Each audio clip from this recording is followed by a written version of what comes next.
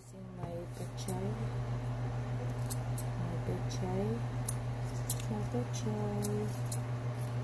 Harvest. Thank you for this one. Ayan.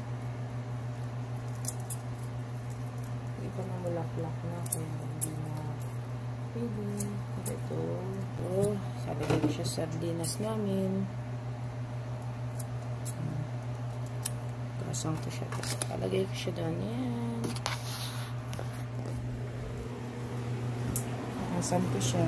Yan. Diyan ko siya ilalagay sa sardinas para may gulay. Tapos lagyan kong konting malunggay powder para may gulay pa rin siya na extra. You can try my pechay sardines.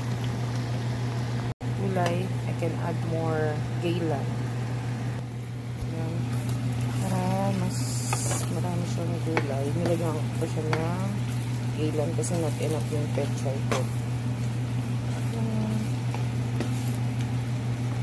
Sweet.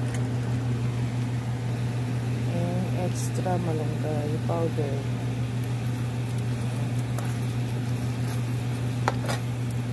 Laging healthy yung inyong kinakain. Extra veggies. Good for our mga kids na hindi mahilig sa gulay. Hindi nila maralasahan. Hindi nila makita. Just wait 5 to 10 minutes and it's cooked. Easy meal.